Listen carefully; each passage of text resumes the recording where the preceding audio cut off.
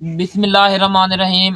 میں غلام محمد اظہر بات کر رہا ہوں اور آپ ہمارا یوٹیوب چینل دیکھ رہے ہیں نہیں رہے ہیں دوستو۔ آج ہم بات کریں گے کہ ہمارے ملک میں جو اس وقت چل رہا ہے اس کے کیا نتائج عام لوگوں کے لیے برآمد ہو رہے ہیں اس بارے میں۔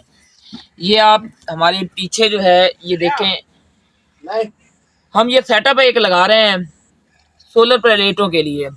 ہمارا جو بجلی کے جو ریٹ ہیں اس وقت وہ اتنے مہنگے ہو چکے ہیں کہ اگر ہم اس ریٹ کے اوپر گورنمنٹ سے بجلی خریدیں اور پانی لگائیں اپنی فصلوں کو تو ہمیں گھر میں کوئی چیز نہیں بچتی۔ وہ سارا کا سارا جو بھی ہماری آمدنی ہوتی ہے وہ بجلی کے بلوں میں نکل جاتی ہے۔ تو اس کی وجہ سے ہم مجبور ہو گئے ہیں، یہ تقریباً ایک ٹربائن کے لیے ہمیں 15 سے 17 لاکھ کے قریب انویسٹمنٹ کرنی پڑے گی، تب جا کر یہ ہماری ٹربائن جو ہے وہ سولر پلیٹوں پر چلے گی۔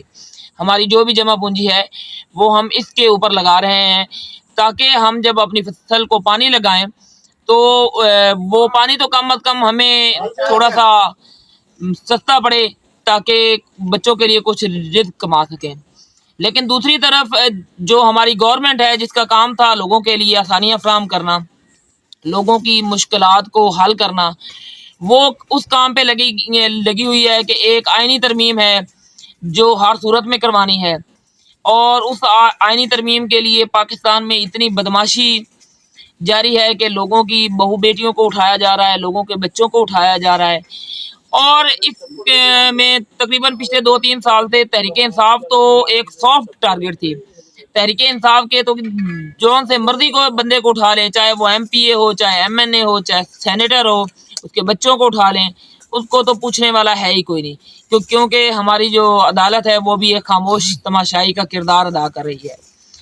ابھی جو ہماری گورنمنٹ ہے اس کو کے دن میں جو ہم نئے چیف جسٹس صاحب آ رہے ہیں ان کے بارے میں یہ ہے کہ وہ کوئی انسانی حقوق کی بات کریں گے تو ان کا راستہ روکنے کے لیے اور قاضی فائز عیسیٰ صاحب کو ایکسٹینشن دینے کے لیے یہ ایک آئینی ترمیم لائی گئی تھی۔ وہ تو بھلا ہو مولانا فضل الرحمان صاحب کا کہ انہوں نے وہ 15 اور 16 ستمبر کی درمیانی شب اس جو پاکستان کے آئین پر شب خون مارا جانا تھا اس کو ناکام کر دیا۔ وہ اس کے بعد پھر گورنمنٹ نے اپنی صفوں کو دوبارہ سے ٹھیک کیا، دوبارہ سے پھر لوگوں کو اٹھایا جانے لگا، اور رات میں ملاقات ہوئی ہے مولانا فضل الرحمان کی پاکستان تحریک انصاف سے، کیونکہ آپ جانتے ہیں مولانا فضل الرحمان جو ہیں انہوں نے اپنا ایک مسودہ پیش کیا۔ انہوں نے کہا کہ اگر ترامیم ہوں گی تو میرے مسودے کے مطابق ہوں گے، اگر نہیں ہوگی تو پھر نہیں ہوگی۔ گورنمنٹ کا جو مسودہ ہے انہوں نے وہ یکسر مسترد کر دیا تھا۔ بلاول بھٹو کا اور مولانا صاحب کا تو کنسنسس ہو گیا تھا، لیکن جب تحریک انصاف کے ساتھ ملاقات ہوئی اس سے پہلے کچھ ڈیولپمنٹ ہوئی تھی، کیونکہ سینٹ کے اجلاس میں کافی سارے جو سینیٹر ہیں جن کے اوپر دباؤ تھا ان میں اب وہ دباؤ جو ہے وہ JUI پر بھی گورنمنٹ نے ڈالنا شروع کر دیا۔ تو اس سلسلے میں مولانا کل رات کو بڑا خوب گرجے برسے ہیں اور ایسا لگتا ہے کہ ان کی گھن گرج سے حکومت کی جو ٹانگیں ہیں وہ بھی کانپ گئی ہیں۔ مولانا نے کہا کہ اگر آپ اس طرح بدماشی سے آئینی ترمیم کریں گے تو ہم آپ کو بدماشی کا جواب بدماشی دے دیں گے۔ اب اگر گورنمنٹ اسی طرح بدماشی کو برقرار رکھتی ہے تو پھر کیونکہ مولانا صاحب کے ساتھ بھی اسٹریٹ پاور ہے اور تحریک انصاف کے پاس بھی اسٹریٹ پاور ہے تو اس گورنمنٹ کا چلنا مشکل ہو جائے گا۔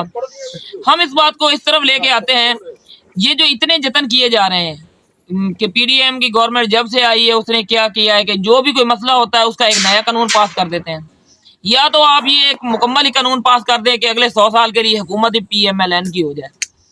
تو اگر آپ نے اگر لوگوں کے فائدے کے لیے کام کرنا ہے تو لوگوں کے فائدے کے لیے کام کریں۔ آپ نے پچھلے 3 سال سے پاکستان کے عوام کے لیے کون سا کام کیا ہے؟ انڈسٹری پاکستان میں بند ہو چکی ہے، زراعت کا بٹھا بیٹھ چکا ہے، کنسٹرکشن پاکستان میں ہے نہیں، لوگ پاکستان سے باہر جا رہے ہیں۔ آپ آج بھی جا کے پاسپورٹ آفس جو ہیں ان کو دیکھ لیں، پاکستان سے جو انجینئر ہیں، جو ڈاکٹرز ہیں اور جو پڑھا لکھا طبقہ ہے وہ یہاں سے بھاگ رہا ہے۔ ہم نے ملک کو کس نہج پر پہنچا دیا ہے؟ اگر ہمیں عام لوگوں کے لیے اس ملک کو رہنے کے قابل ہی نہیں چھوڑنا تو پھر کیا فائدہ؟ تو اس لیے ان چیزوں سے نکلیں، پاکستان میں قانون کو قانون پر عمل درآمد کریں اور لوگوں کے حالات کی طرف دیکھیں. باقی اللہ تعالیٰ ہر کسی کے رزق میں برکت فرمائے. اللہ تعالیٰ آپ کا حامی و ناصر.